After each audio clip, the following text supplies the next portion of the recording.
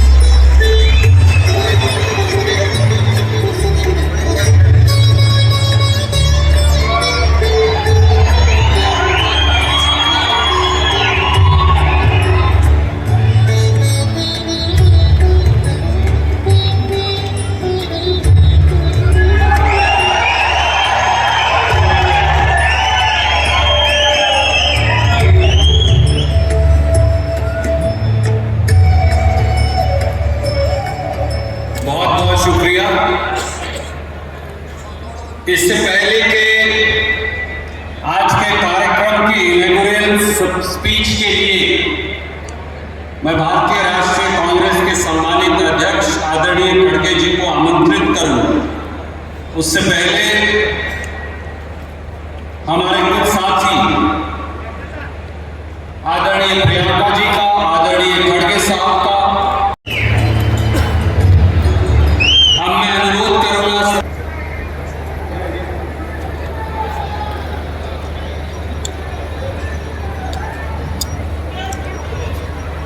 विनय कुलकर्णी जी और प्रकाश हुक्केड़ी जी तैयार रहे।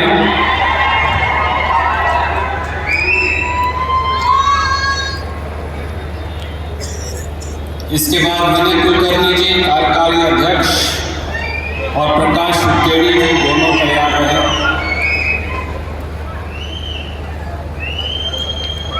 सतीश झारकिहोली जी आदरणीय खड़गे साहब का सम्मान करते हुए, विनय कुलकर्णी जी श्रीमती प्रियंका गांधी जी को,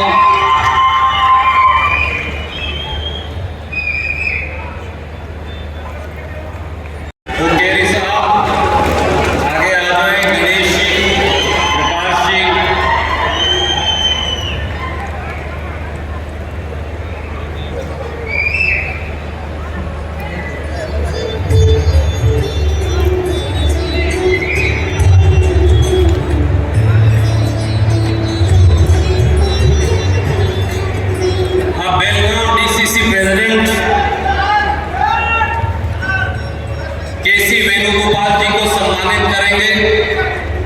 जिला कांग्रेस कमेटी के अध्यक्ष बेलगांव और चित्तौड़ी दोनों जिला कांग्रेस कमेटी के सम्मानित अध्यक्ष आ जाएं।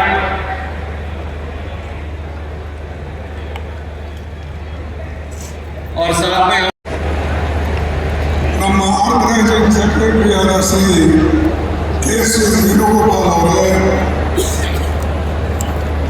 ನಮ್ಮ ಉಸ್ತುವಾರಿ ಸೆಕ್ರೆಟರಿಗಳಾದ ರಣದೀಪ್ ಸುರ್ಜೇವಾಲಾಜಿಯವರೇ, ನಮ್ಮ ರಾಜ್ಯದ ಮುಖ್ಯಮಂತ್ರಿಗಳಾದ ಶ್ರೀ ಸಿದ್ದರಾಮಯ್ಯನವರೇ, ಉಪಮುಖ್ಯಮಂತ್ರಿಗಳಾದ ಶ್ರೀ ಡಿ.ಕೆ. ಶಿವಕುಮಾರ್ ಅವರೇ,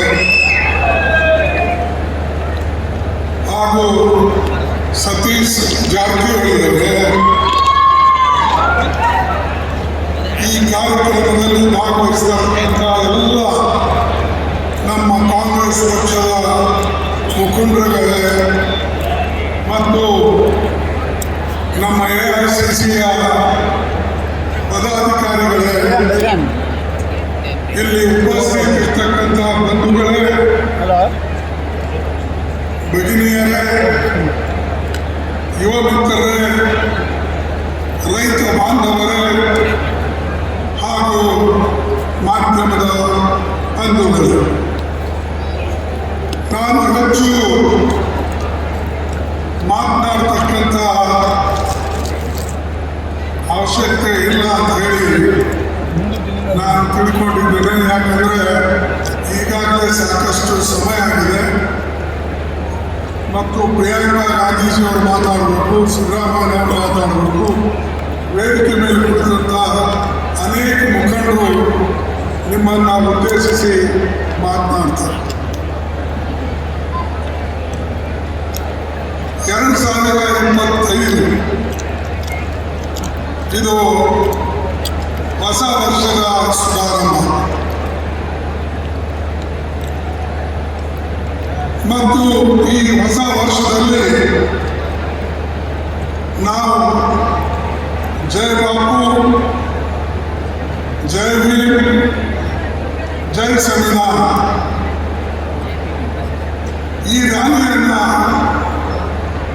ಇವತ್ತು 20 ಡಿಸೆಂಬರ್ಗೆ ಆಗಬೇಕಾಗಿತ್ತು. ಆದರೆ ಡಾಕ್ಟರ್ ಮನಮೋಹನ್ ಸಿಂಗ್ ಜಿ ಅವರ ನಿಧನದಿಂದ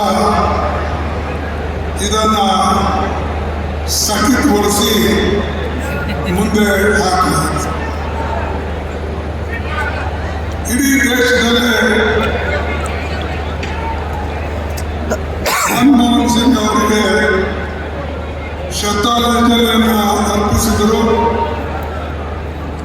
ಮತ್ತು ಅವರ ಅನೇಕ ಕೊಡುಗೆಗಳ ಬಗ್ಗೆ ಸಾಕಷ್ಟು ಜನ ಕೊಂಡಾಡಿದ್ದಾರೆ.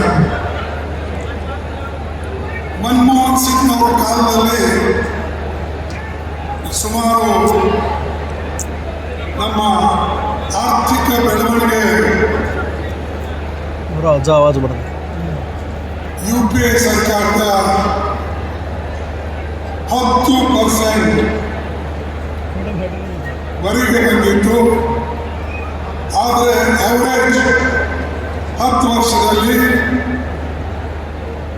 7.8% GDP ಗ್ರೋತ್ ಇದು ಸತತವಾಗಿ ನಡ್ಕೊಂಡು ಬಂತು. ಆದರೆ ನಮ್ಮ ವಿರೋಧಿ ಬಣದವರು ಅನೇಕ ಮಾತುಗಳನ್ನು ಮತ್ತು ಟೀಕೆಯನ್ನು ಕಾಂಗ್ರೆಸ್ ವಿರುದ್ಧ ಮಾತನಾಡಿದರು. ಮನಮೋಹನ್ ಸಿಂಗ್ ಅವರು ಒಬ್ಬ ಆರ್ಥಿಕ ತಜ್ಞ. 2004ರಲ್ಲಿ ಸೋನಿಯಾ ಗಾಂಧೀಜಿಯವರು ಪ್ರಧಾನಮಂತ್ರಿ ಆಗಬೇಕಾಗಿತ್ತು. ಆದರೆ ಅವರು ಆ ಪ್ರಧಾನಮಂತ್ರಿ ಪದವನ್ನು ಸ್ವೀಕಾರ ಮಾಡಲಿಲ್ಲ, ಅವರು ತ್ಯಾಗ ಮಾಡಿದರು ಮತ್ತು ಒಬ್ಬ ಅರ್ಥಶಾಸ್ತ್ರಜ್ಞ ಮನಮೋಹನ್ ಸಿಂಗ್ ಅವರಿಗೆ ಕುರ್ಚಿ ಮೇಲೆ ಕುಳಿಸಿಬಿಟ್ಟರು ಪ್ರಧಾನಮಂತ್ರಿ. ನಾವಿವತ್ತು ಆ ರೀತಿಯಾಗಿ ತ್ಯಾಗ ಬಲಿದಾನ ಮಾಡೋಕ್ಕೆ ತಯಾರಿದ್ದೇವ ಅಂತಕ್ಕಂಥ ಪ್ರಶ್ನೆ ನಮ್ಮ ಮುಂದೆ ಬರ್ತದೆ. ಈ ದೇಶಕ್ಕಾಗಿ ಇಂದಿರಾ ಗಾಂಧೀಜಿ ಅವರು ತ್ಯಾಗ ಮಾಡಿದ್ರು, ರಾಜೀವ್ ಗಾಂಧಿ ಅವರು ತ್ಯಾಗ ಮಾಡಿದ್ರು, ಸೋನಿಯಾ ಗಾಂಧಿ ಅವರು ರಾಜಕೀಯವಾಗಿ ತ್ಯಾಗ ಮಾಡಿದ್ರು. ಅಷ್ಟೇ ಅಲ್ಲ, ದೇಶದ ಏಳಿಗೆಗಾಗಿ ಅವರು ಗಾಂಧಿ ಅವರು, ಮನಮೋಹನ್ ಸಿಂಗ್ ಅವರು ಕೊಟ್ಟರು. RTI ಆಕ್ಟ್ ಇರ್ಬೋದು, RT ಆಕ್ಟ್ ಇರ್ಬೋದು, ಫುಡ್ ಸೆಕ್ಯೂರಿಟಿ ಇರ್ಬೋದು, ಮನ್ರೇಗಾ ಇರ್ಬೋದು, ಫಾರೆಸ್ಟ್ ರೈಟ್ಸ್ ಆಕ್ಟ್ ಇರ್ಬೋದು, ಭೂಮಿ ಅಧಿಗ್ರಹಣ, ಇಂಥ ಕಲ್ಯಾಣಕಾರಿ ಯೋಜನೆಗಳು ಯಾರಾದರೂ ತಂದಿದ್ರೆ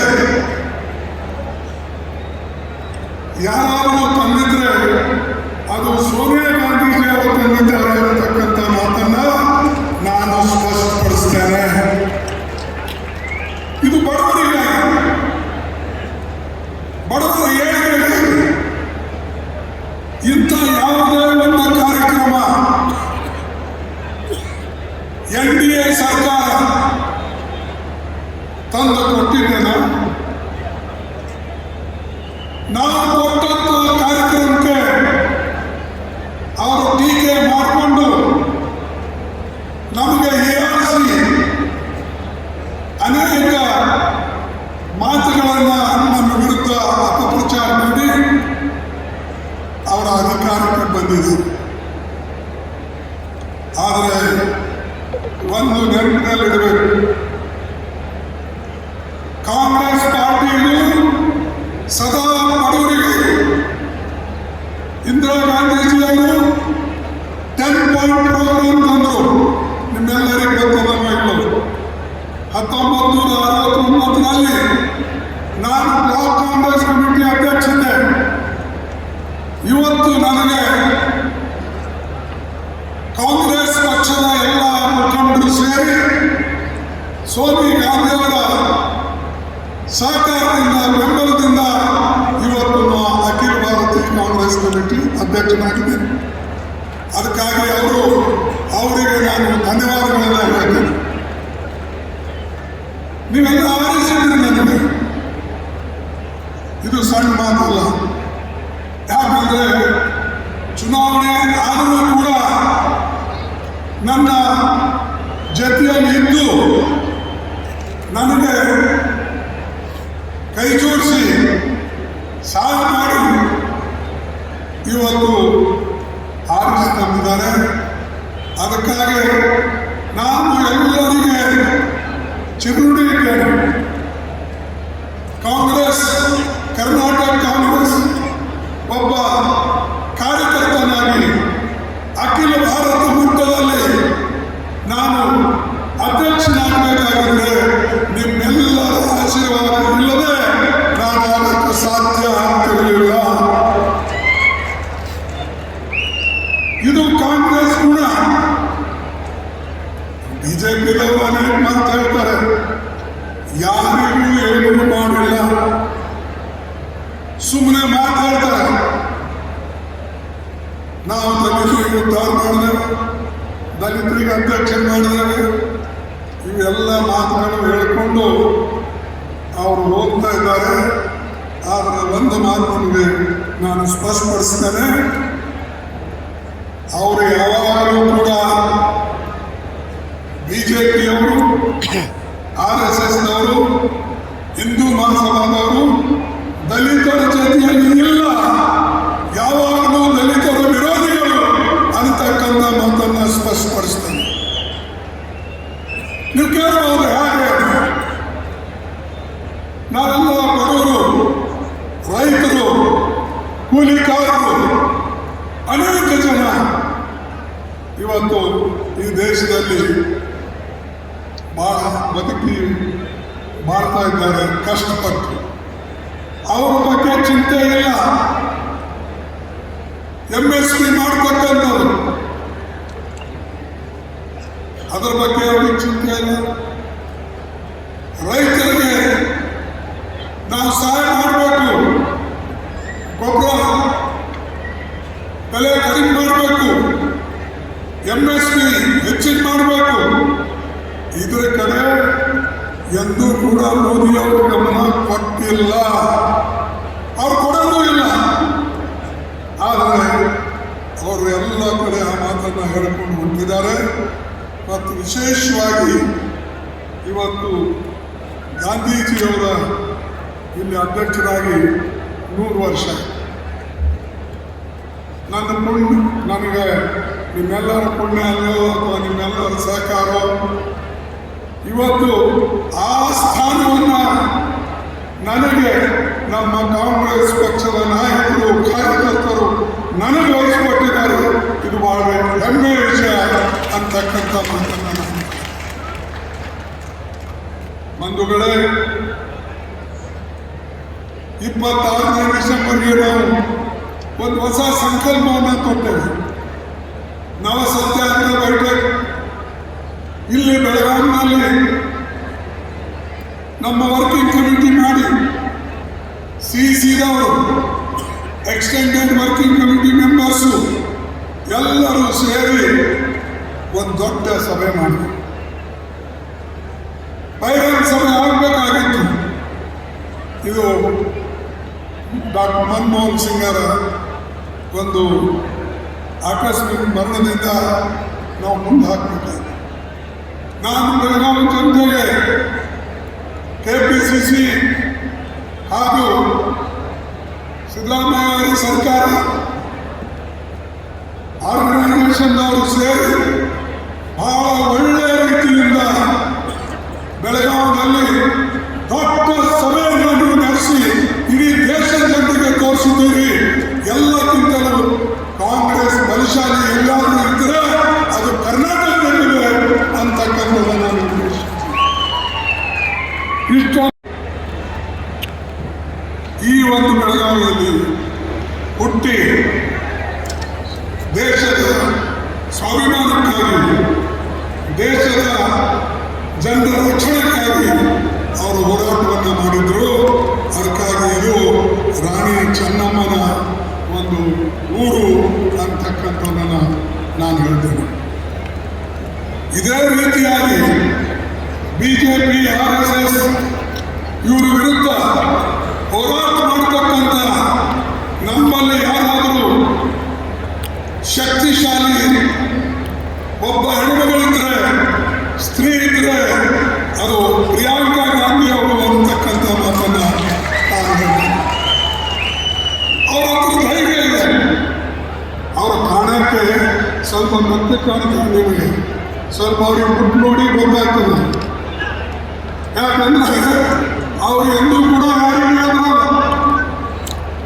ಅದರದೇ ಇರ್ತಕ್ಕಂಥ ನಮ್ಮ ಕಿತ್ತೂರು ಚೆನ್ನಮ್ಮ ಯಾರಪ್ಪ ಅಂದ್ರೆ ಪ್ರಿಯಾಂಕಾ ಗಾಂಧಿ ಅವರು. ನಮ್ಮ ಝಾನ್ಸಿ ರಾಣಿ ಯಾರಪ್ಪ ಅಂದ್ರೆ ಪ್ರಿಯಾಂಕಾ ಗಾಂಧಿ ಅವರು. ನಾನು ಇದನ್ನು ಹೊಗಳ್ತಾ ಇಲ್ಲ, ಅಷ್ಟು ಶಕ್ತಿ ಇದೆ.